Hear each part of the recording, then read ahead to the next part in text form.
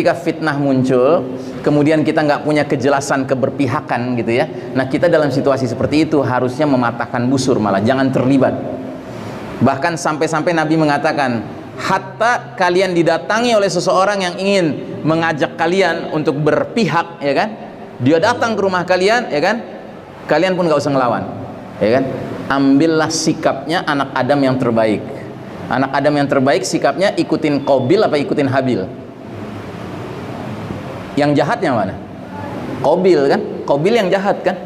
Yang pertama kali menumpahkan darah, membunuh, yaitu Habil yang terbunuh. Jadi kita harus ngambil sikapnya Habil. Gitu. Karenanya Utsman bin Affan radhiyallahu an, ketika dia dikepung sama para pengkhianat di rumahnya, ya kan, yang sudah bersenjata pengkhianat-pengkhianat itu, karena Utsman ingin berpegang pada hadis tersebut. Ya, bayangkan itu masih di generasi babak kedua itu sudah seperti itu sikapnya. Ya, apalagi kita sekarang, Pak, yang menghadapi kondisi perselisihan yang nggak jelas ini, ya kan? Ini kan nggak jelas sekarang, Pak. Belum ada kejelasan leader. Mana leader kita sekarang? Nggak jelas. We have no leader. We are leaderless today. Gitu. Wallahu a'lam bishawab. Baik, kemudian yang berikutnya, yang ketiga, apa tanda benar-benar jelas bahwasanya kita wajib hijrah?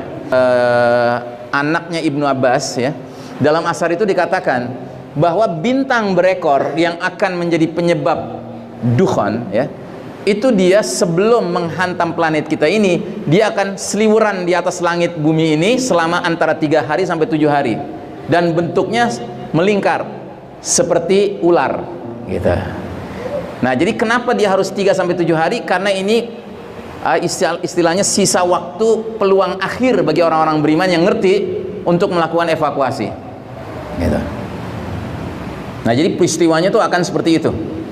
Makanya saya menduga kalau nanti ini benar-benar muncul ini fenomena ini, ya, kan teknologi masih ada nih, ya kan? Boleh jadi media-media Allah Yahudi ini, ya, akan menjadikannya sebuah tayangan, Pak, sebuah tontonan. Orang di mana-mana pada nonton, Pak. Tapi orang-orang yang beriman ngerti ini harus buru-buru evakuasi kita nih tentang gitu, antara 3 sampai 7 hari secara jelas.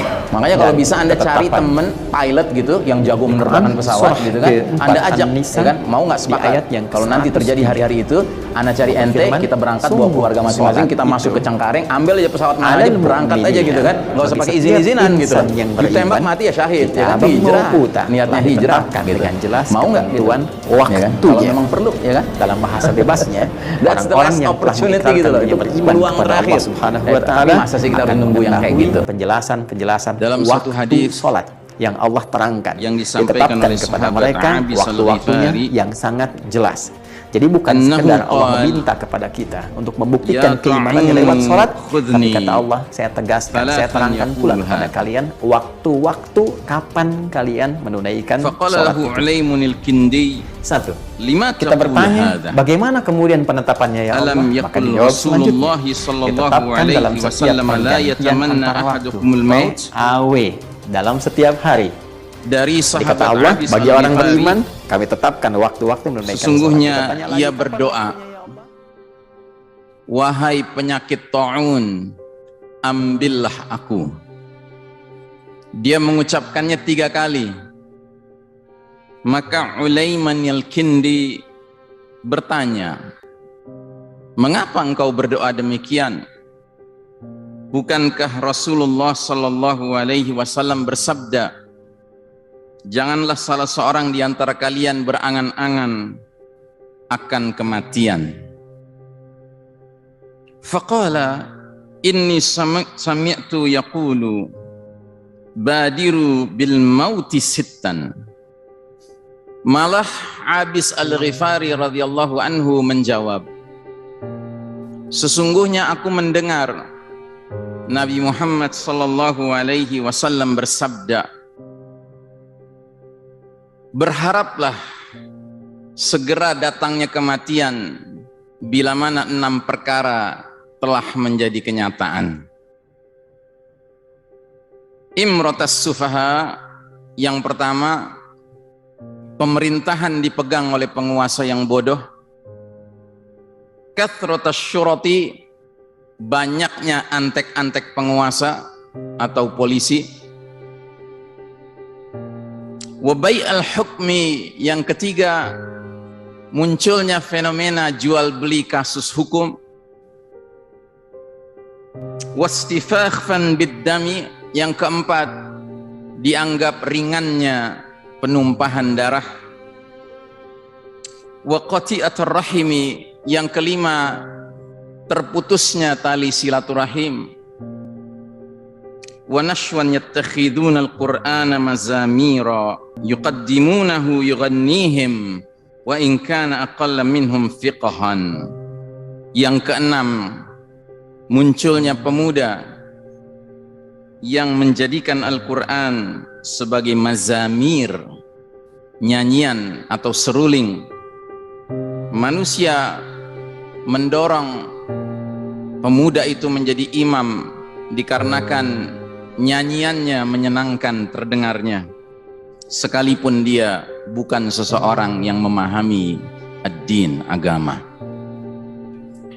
Saudaraku rahimakumullah, dalam hadis ini banyak sekali pelajaran yang bisa kita petik. Yang paling pertama, Abis Al-Ghifari berdoa agar dirinya menemui kematian ketika terjadi wabah taun.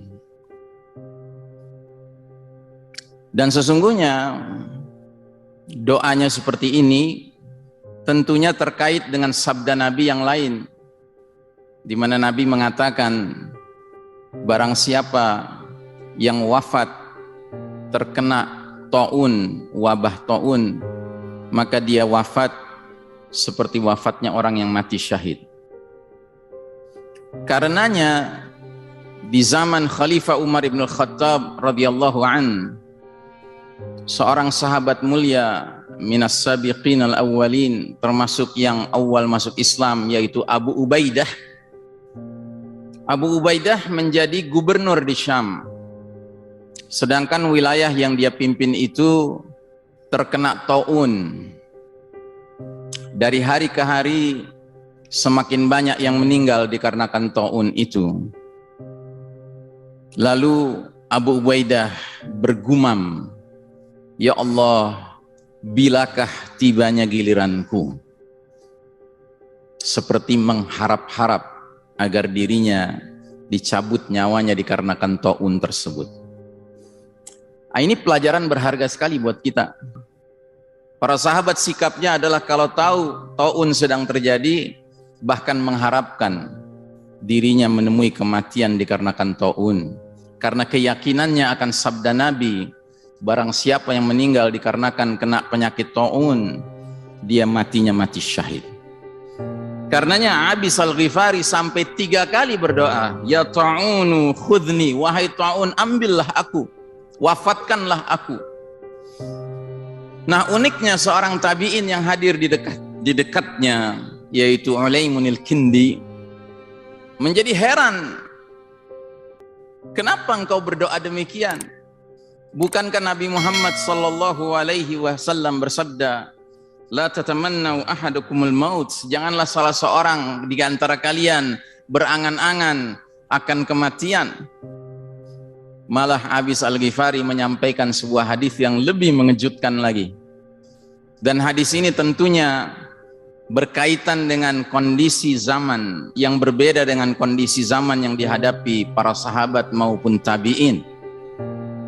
Karenanya ini termasuk hadis min alamatis sa'ah, di antara tanda-tanda sudah dekatnya hari kiamat atau tanda-tanda akhir zaman. Apa kata Abis Al-Ghifari?